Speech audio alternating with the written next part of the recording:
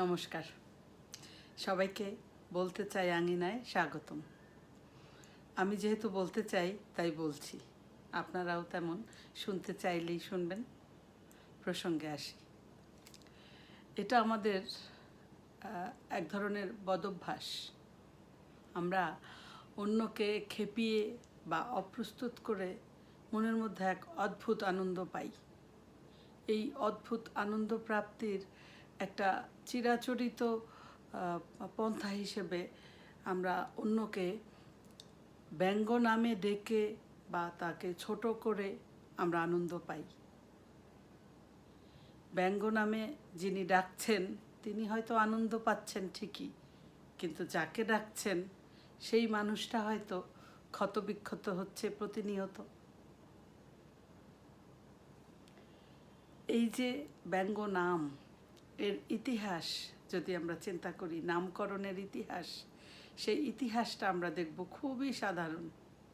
কিন্তু নামকরণের ইতিহাস সাধারণ হলে কি হবে, পরবর্তীতে এর বাস্তবিক পরিণাম কিন্তু খুবই মারাত্মক হয়। ছোটবেলায় আমারও একটি তেমনি ব্যঙ্গ নাম ছিল।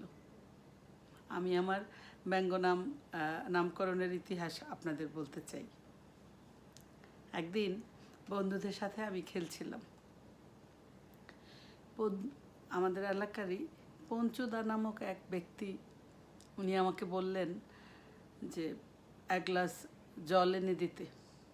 আমি গেলাম, জল নিয়ে আসলাম, ওনাকে দিলাম, উনি খেলেন। যথারীতি আমি আবার খেলায় ব্যস্ত হয়ে গেলাম। উনি এক গ্লাস শেষ করে আমাকে বললেন, আরেক গ্লাস নিয়ে আয়।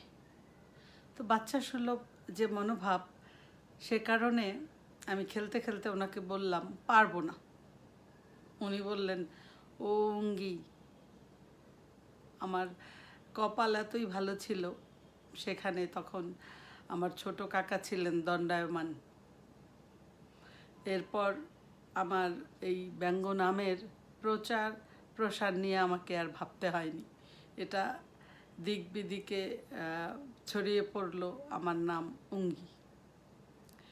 এই অঙ্গি নামের কী অর্থ বা এটা কোন ভাষা থেকে এসেছে আমি সেটা জানি না, কিন্তু তবুও যখনই কেউ আমাকে এই নামে ডাকতো আমি খেয়াল করতাম রাগে আমি কাঁপছি। আমি খেয়াল করতাম যে আমার চেহারা, আমি এতটাই রাগান্বিত হয়ে গেছি যে আমার চেহারাই বদলে যাচ্ছে। আমি তীব্র অপমানিত বোধ করছি। এটা দীর্ঘদিন চলল। একেবারে আমার মনে আছে যে আমি অনেক বড় হয়েও খুব বিরক্ত হতাম কেউ এই নামটা আমার সামনে উচ্চারণ করলে। অথচ এই নামের কিন্তু কোনো অর্থ আমি জানি না, তবুও আমি রাগ করতাম। ব্যঙ্গ নামের উপর মানুষের এত রাগ, এটা আমি আমার নিজেকে দিয়ে বুঝেছি।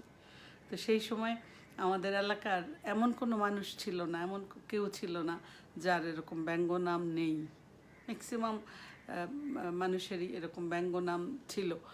যেমন আমি যদি কিছু নামের কথা বলি, যে বেজি, তারপর হচ্ছে বাঙ্গি, তারপর লাউ, পাতিল, তারপর হচ্ছে বাঘিনী, এরকম বিভিন্ন ধরনের ব্যঙ্গ নাম, লেটি, বিভিন্ন ধরনের ব্যঙ্গ নাম, হয়তো শারীরিক অবয়ব বা কোনো অক্ষমতা সেসব নিয়ে ব্যঙ্গ নাম, ল্যাংড়া, লুলা, কানা, বয়রা, এরকম ব্যঙ্গ নাম। এই যে ব্যঙ্গ নাম, এটা মানুষকে প্রতিনিয়ত কী পরিমাণ ক্ষতবিক্ষত বা কী পরিমাণ অপ্রস্তুত বা কী পরিমাণ কষ্ট দেয়, সেটা যার এই ব্যঙ্গ নাম হয়েছে সে বুঝেছে। এখন আসি এই ব্যঙ্গ নাম কীভাবে অপরাধ হয় বা এটাকে আমরা কীভাবে অন্যায় বলতে পারি। আমরা কোনো শারীরিক আঘাতের যখন শিকার হই তখন দণ্ডবিধিতে শাস্তির বিধান আছে। তদ্রূপ মানসিক আঘাতে যদি আমরা আইনের শরণাপন্ন হই, সেটারও শাস্তির বিধান আছে। সেটা পরিমাণে যত কমই হোক, বিধান আছে। এখন সমস্যা একটা জায়গায়, যে শারীরিক আঘাতটাকে আমরা খুব সহজে প্রমাণ করতে পারি, আর মানসিক আঘাতগুলোকে প্রমাণ করতে পারি না। সেই জন্য এই অপরাধগুলো দিনের পর দিন সমাজে থেকেই যাচ্ছে। এখন এই যে একটা অবস্থা, যে আমাদের আনন্দ পাওয়া, অদ্ভুত আনন্দ পাওয়া, অন্যকে ছোট করে, অন্যকে আঘাত দিয়ে, এটা কখনোই কোনো ভালো গুণ হতে পারে না। সবচেয়ে বড় কথা হলো বাবা মায়ের দেয়া এত সুন্দর নাম, সেটাকে আমরা বিকৃত করে কখনোই কাউকে নতুন কোনো নাম দিতে পারি না, আর সেটা যদি হয় ব্যঙ্গ করে। এটা অবশ্যই, যদি যাকে আমরা এই নাম দিচ্ছি সেই মানুষটা যদি মানসিকভাবে কষ্ট পায়, তাহলে এটা অবশ্যই অপরাধ, এবং এই কাজটি যদি আমরা করি তাহলে আমরাও একজন অপরাধী। কাউকে ছোট করে, কাউকে অপ্রস্তুত করে, কাউকে ব্যঙ্গ নাম দিয়ে আমরা কোনোভাবেই তাকে মানসিকভাবে আঘাত দিতে চাই না, বা এটা উচিত না। আমরা কখনোই কোনো মানুষের শারীরিক বা মানসিক কষ্টের কারণ হতে চাই না। এগুলো, এই ছোট ছোট বিষয়গুলো এক একটি চর্চার অংশ।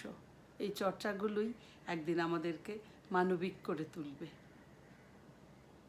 সবাই আমরা মানবিক হতে চাই, সবাই আমরা পরিপূর্ণ মানুষ হতে চাই। তাই আজকে থেকে আমরা প্রতিজ্ঞা করতে চাই, বা আমরা মনে মনে এটা লালন করতে চাই, যে আমরা কখনোই কাউকে ব্যঙ্গ নামে ডেকে তাকে কষ্ট দিব না, ছোট করব না, কিংবা অপমানিত করব না। ভালো থাকবেন সবাই। এতক্ষণ ধৈর্য সহকারে আমার কথাগুলো শোনার জন্যে অসংখ্য ধন্যবাদ আপনাদের। আগামীকাল আবারও রাত 8টায় দেখা হবে নতুন কোনো বিষয় নিয়ে। নমস্কার।